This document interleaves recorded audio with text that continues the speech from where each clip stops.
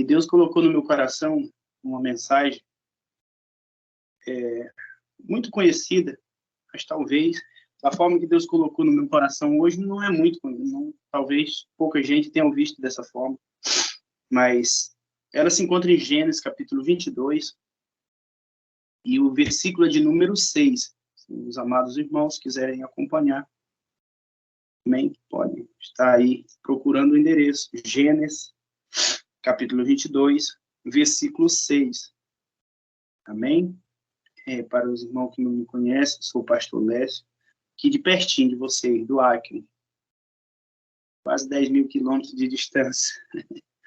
Nós estamos aqui na mesma fé, no mesmo propósito, louvar e exaltar o nome de Deus e permitir-se que o nome de Deus seja exaltado e glorificado através das nossas vidas.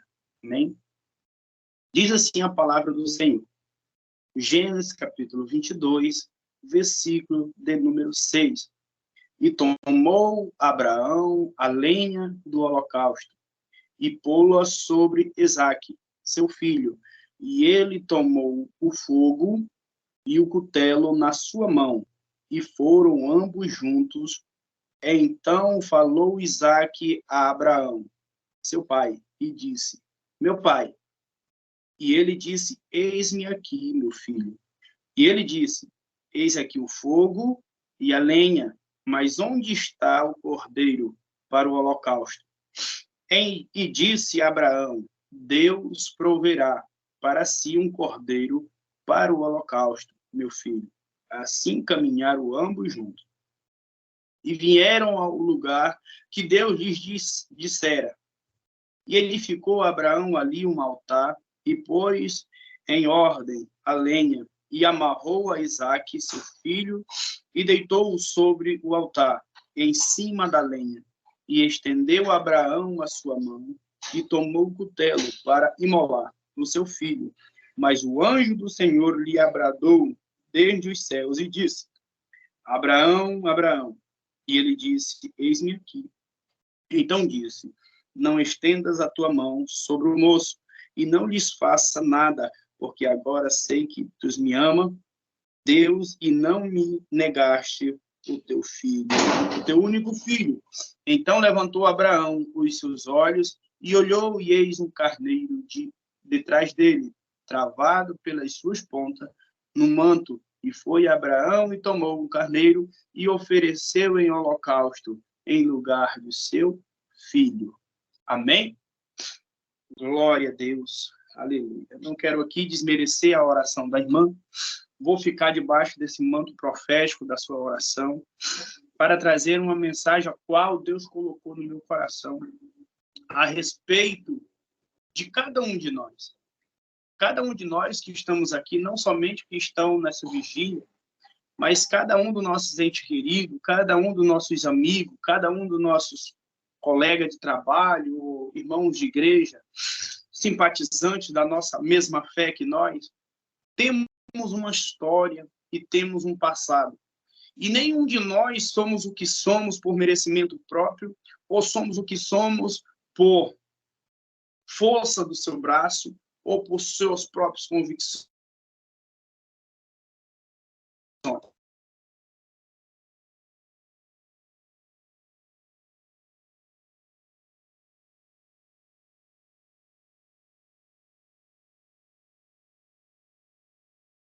Deve ter desligado o microfone. Nós vemos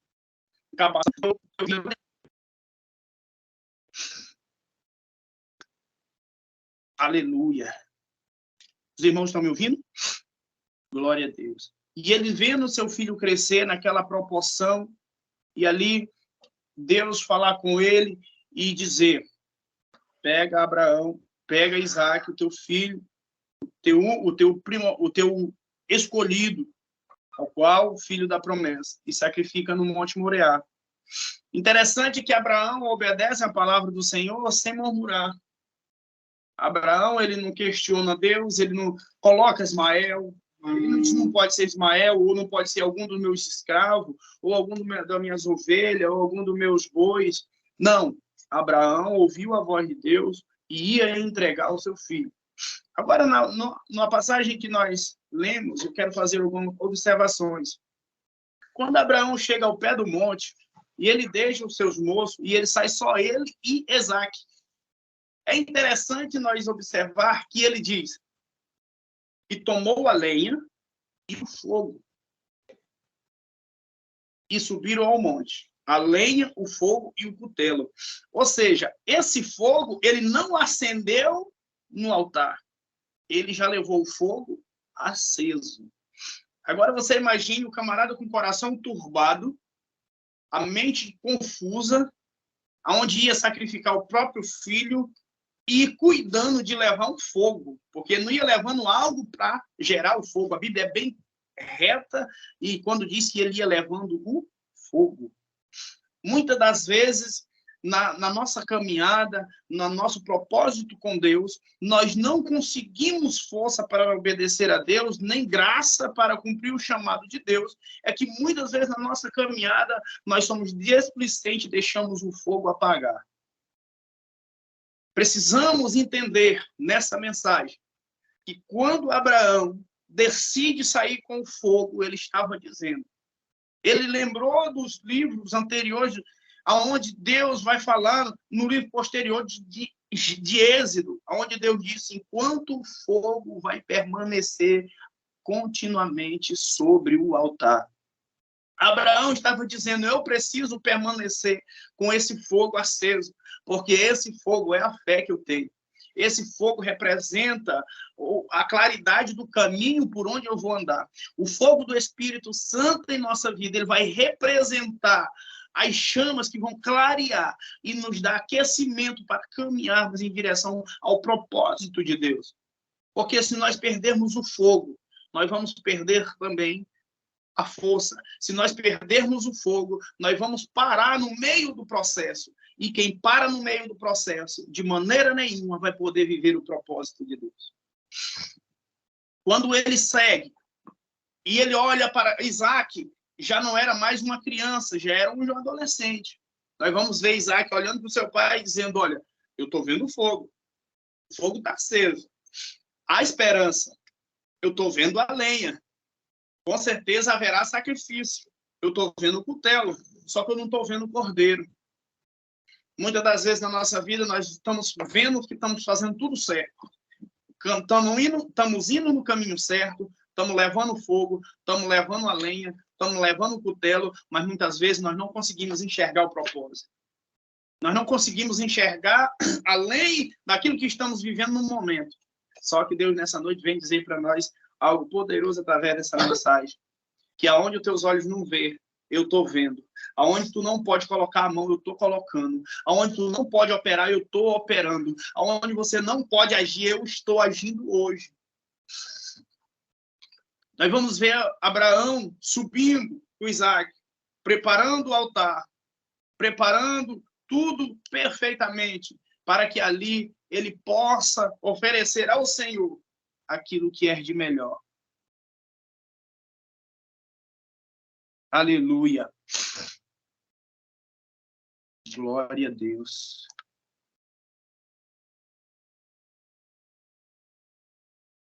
Aleluia, meu Deus. Glória a Jesus.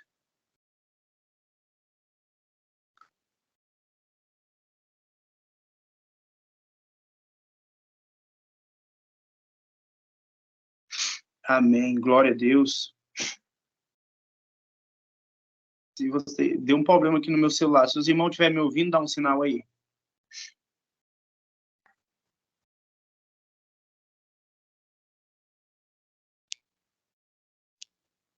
Amém, está ouvindo. Glória.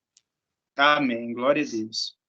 Então, quando ele estava subindo ali, a Bíblia vai dizer que ele prepara o altar, prepara o holocausto. Mas quando ele vai finalizar o sacrifício, o anjo do Senhor vai bradar aos ouvidos de Abraão. Dizer, Abraão, agora não precisa mais tu me provar nada, porque eu sei que tu amas a Deus. Quando a Bíblia vai ser bem direta e reta, quando diz que Abraão olha para trás e ele vê um cordeiro amarrado pelo chifre. Ou seja, nem sempre olhar para trás é sinônimo de desistência. Nem sempre olhar para trás é sinônimo de regredir. Nem sempre olhar para trás é querer abandonar o barco e voltar para o Egito. Mas olhar para trás, muitas das vezes, é necessário para que nós vejamos a providência de Deus. Hoje, muitas das vezes, nós estamos tristes por alguma coisa que está acontecendo na nossa vida. Alguma situação na nossa família, na nossa despensa, dentro da nossa casa. Mas se nós formos pararmos e olhar para trás, da onde Deus já nos tirou, nós vamos abrir a boca e vamos glorificar e dizer graças a Deus, porque até aqui o Senhor tem nos sustentado. Se nós olharmos para trás, nós vamos ver a vida que nós saímos, da onde Deus já tirou os nossos entes queridos, alguns familiares, alguns amigos nossos. Se nós olharmos para trás, nós vamos ver a provisão de Deus, aonde Deus tem nos colocado. Quando Abraão vai imolar Isaac, acontece duas coisas fortes naquele momento. Primeiro, Abraão, ele amarra Isaac e coloca sobre o altar. A Constituição brasileira, ela nos garante duas coisas. Primeira, ela nos garante liberdade. A Constituição brasileira, as duas coisas principais que ela nos garante. Primeira é liberdade. Segunda é vida. Quando Deus brada dos altos céus através do anjo,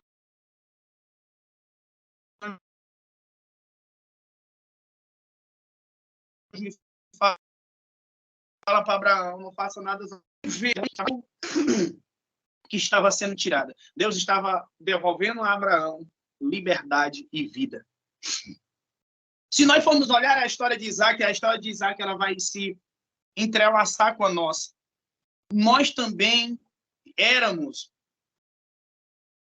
julgados. Nós também estávamos caminhando para um abismo. Nós estávamos sem sentido. Nós estávamos como ovelhas sem pastores. Então, Deus, ele olha dos altos céus e vê a sua criação sem norte, sem rumo, sem pastor. E Deus decide dar o seu próprio filho para morrer por nós. E agora Isaac já grande. Isaac já é pai de família, tem filhos. Agora Isaac tem uma esposa linda, só de soldado dentro da sua casa. Isaac tem 318 para cuidar da sua segurança pessoal. Isaac tinha os melhores poços de fontes de água. Isaac tinha os maiores rebanhos de camelo e de ovelha. Isaac era um homem bem-sucedido. Mas se alguém perguntasse para Isaac o que estava acontecendo, por que Isaac, os bens de Isaac nunca acabavam, somente aumentavam, Isaac abriria a boca para dizer: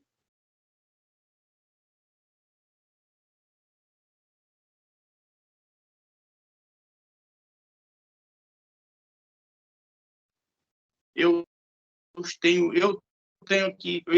estou aqui, eu tenho isso, um corpo em meu lugar. Hoje eu estou aqui. É nesse momento, a sua história, ele morreu no lugar dele. Hoje eu estou trazendo essa mensagem, estou aqui no ar, distante de vocês, mas na mesma fé, no mesmo propósito, porque por mim morreu um cordeiro. E hoje nós temos o que nós temos, o fôlego de vida, a graça de Deus, porque um cordeiro morreu em nosso lugar.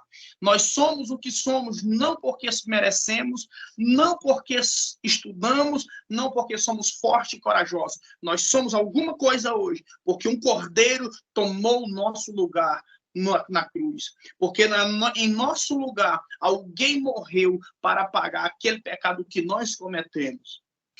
Assim como um cordeiro tomou o lugar de Isaac e livrou ele da prisão e devolveu a vida.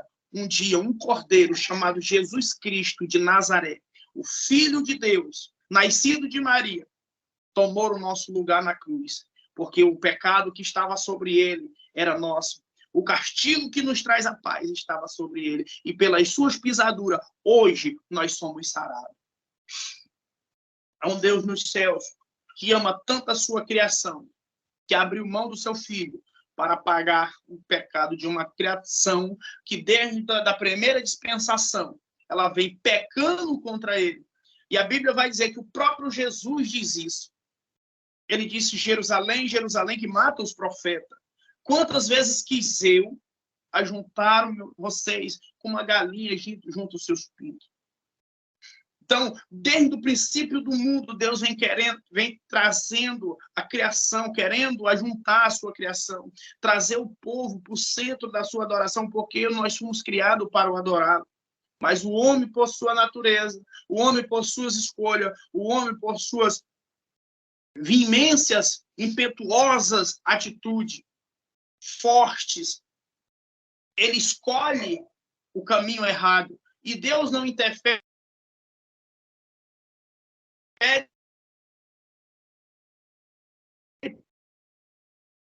Por quê? Deus não interfere, porque Deus ele nos deu o plano de Deus através das nossas escolhas. Mas Deus, mesmo nós errando, mesmo nós falhando,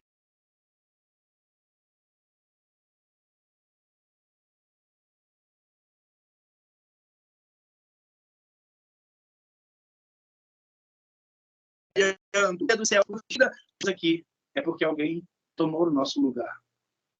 Essas pessoas que estão hoje passando por dificuldade que nem a irmã passou, dificuldade de alagações, dificuldade dessas coisas, lá na frente elas vão ter algo para contar e dizer: hoje eu estou aqui porque alguém tomou o meu lugar. Porque um dia, em 2007, uma das maiores alagações no Acre, tinha sido expulso de casa, eu estava sem parente, sem ninguém, aonde morar. E eu cheguei num barco de um seringal muito distante da cidade, sem conhecer ninguém. A cidade de Rio Branco estava 40% debaixo d'água. Me deixaram na casa de uma mulher e eu fiquei lá. Mas como Deus, quando Deus tem um propósito na vida da gente, ele não nos deixa. Todos os momentos das nossas vidas, Deus está conosco. Apareceu um rapaz e me levou para uma colônia perto de Rio Branco. E essa alagação foi uma das maiores. Aí elas arrancavam casa e descia no meio do rio, as casas descendo, telhado de casa. Era coisa horrível. Depois dessa alagação, só em 2005. Famílias perdiam tudo. Pessoas morando em currais de gado aqui no Acre. Então, era tudo muito terrível. Mas hoje, eu posso abrir a boca com convicção de quem me livrou de todas essas coisas. Porque se hoje eu estou aqui, é porque alguém tomou o meu lugar. E eu tenho convicção que aquilo que eu não posso fazer, eu não posso evitar o sacrifício, mas Deus vai nos honrar através do sacrifício. Abraão não podia evitar o sacrifício de Isaac. Abraão não podia evitar o sacrifício de seu filho, porque Deus escolheu ele. Mas quando nós decidimos viver a vontade de Deus, Deus também se levanta do trono e decide entrar em nossos favores. Ah, pastor, o tem respaldo para isso? Tem. Paulo e Silas estavam presos. E eles estavam presos não é porque roubaram. Paulo e Silas estavam presos. E não era porque tinham adulterado. Paulo e Silas estavam presos não é porque tinham cometido homicídio. Não. Paulo e Silas estavam presos por uma libertação. Por fazer algo bom para uma pessoa. Por libertar uma pessoa de um espírito imundo. Eles estavam presos com corrente apegada aos seus pés.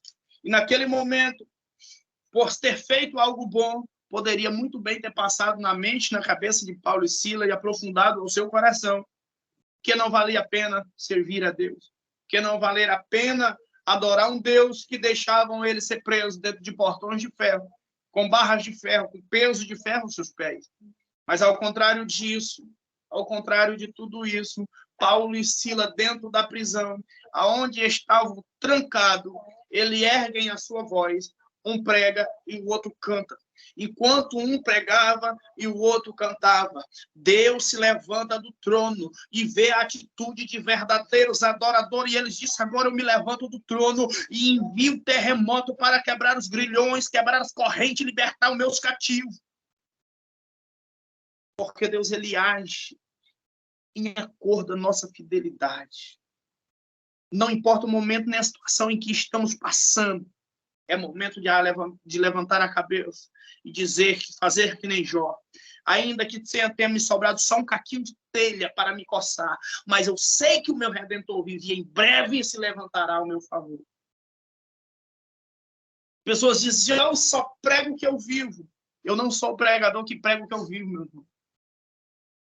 Eu prego o que eu creio. Porque se eu estiver morrendo de fome, se eu tiver minha despensa vazia, eu não vou pregar que ser crente é viver com a despensa vazia, não. Eu vou pregar que ser crente é ter a despensa vazia hoje, mas amanhã Deus entra com providência e enche essa despensa. Eu não prego o que eu vivo, porque se eu estou passando a tribulação hoje, passando dificuldade de calúnia, eu não vou pregar para uma pessoa que está perdida no mundo, dizer que vida de crente é ser caluniado, que vida de crente é ser sofrida, que vida de crente é ser na peia. Eu vou pregar para ele que tem momentos difíceis, mas em todos os momentos Deus está segurando na mão e dizendo, eu vou te dar a vitória, porque agora tu não é mais criatura minha, tu é meu filho. Eu vivo pelo que eu creio. Pregar o que a gente vive é muito fácil. Pregar quando a geladeira está cheia, orar quando a geladeira está cheia, orar quando todo mundo está de bem conosco, quando a saúde está em cima, tá todo mundo não precisa ir em UPA, não precisa ir em hospitais, não precisa ir usar o plano de saúde, isso é muito bom. Mas eu quero ver você usar a sua fé. É quando você está no leito de um hospital e passar alguém do seu lado, na mesma situação que você, ou pior, e você dizer para ele disse, olha, se você crer, Deus vai te curar.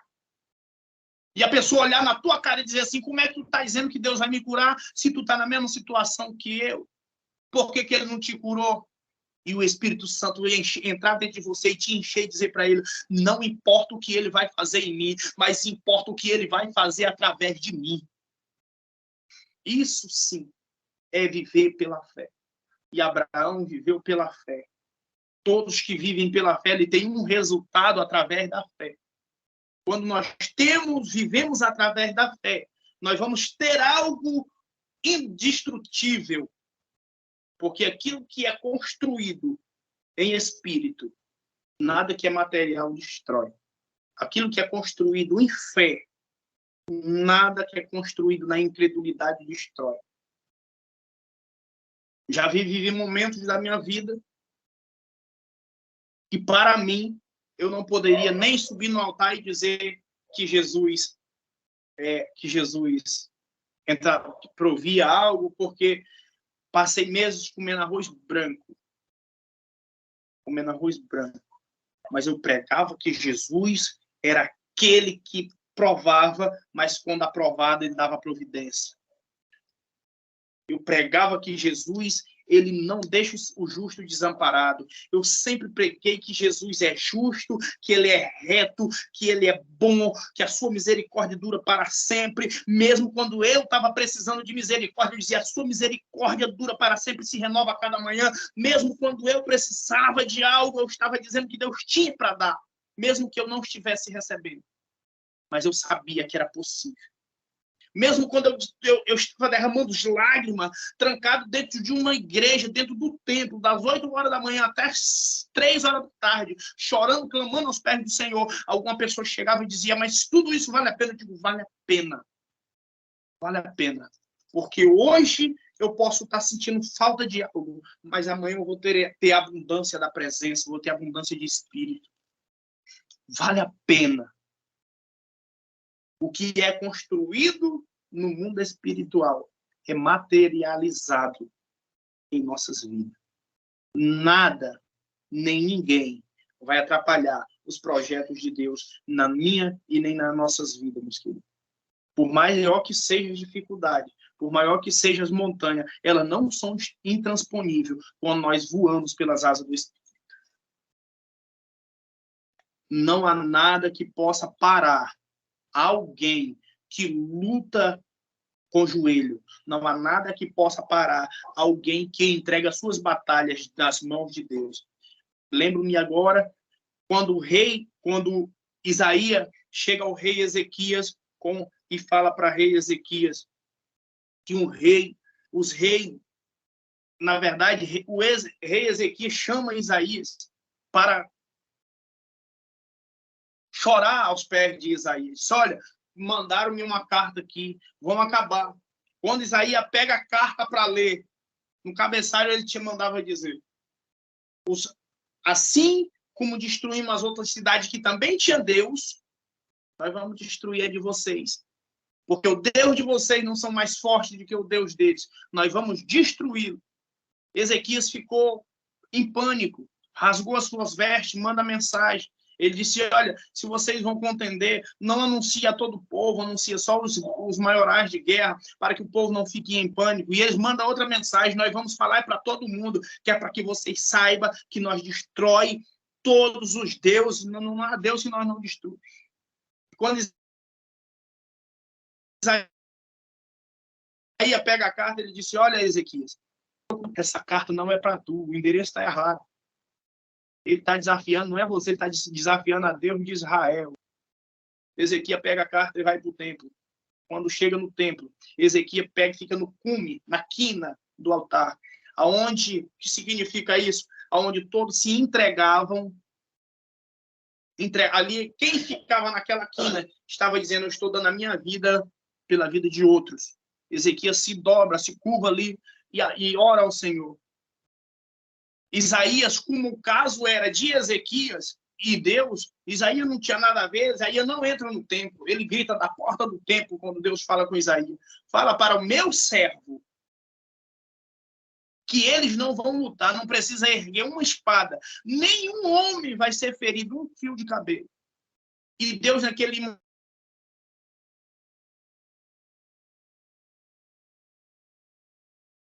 momento,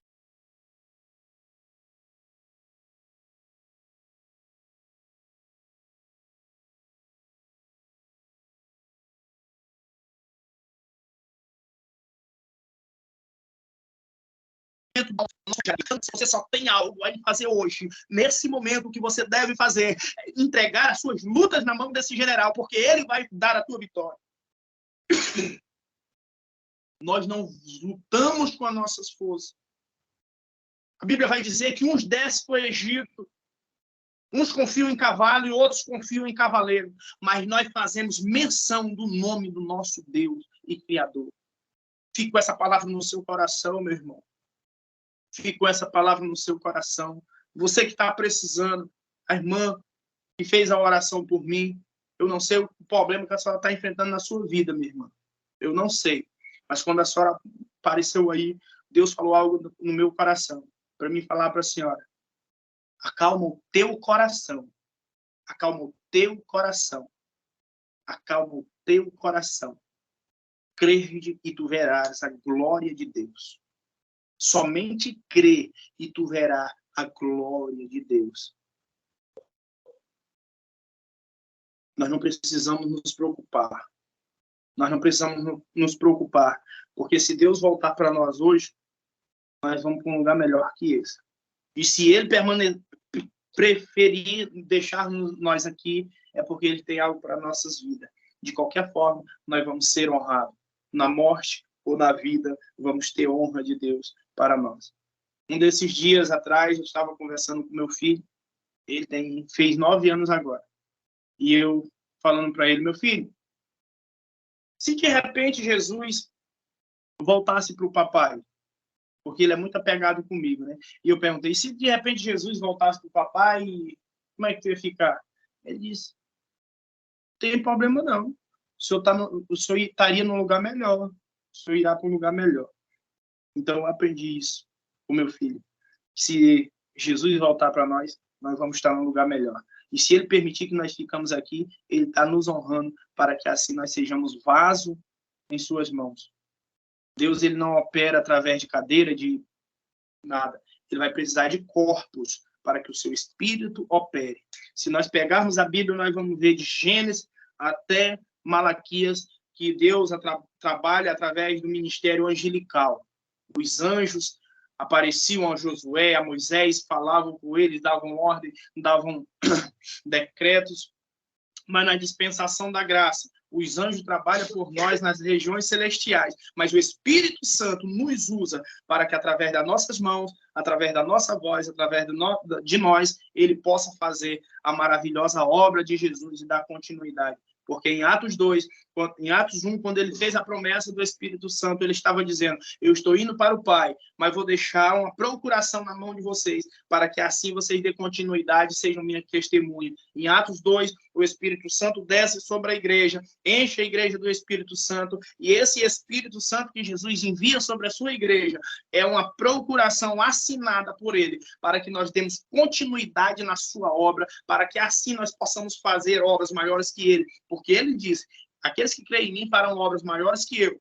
E para vaticinar isso, ele faz lodo com sua saliva, passa no olho de um homem, manda ele se lavar no tanque de Siloé, para que assim ele sejasse curado. Mas quando Pedro recebe o Espírito Santo em Atos 2, e Pedro sai e começa a fazer a obra de Jesus, as pessoas vinham das cidades do interior, de todas vizinhança, as pessoas vinham e ficavam à beira do caminho, para que assim, se a sombra de Pedro passasse por eles, eles seriam curados. Ou seja, fazendo obras maiores do que aquelas de Jesus, que nem o próprio Jesus disse.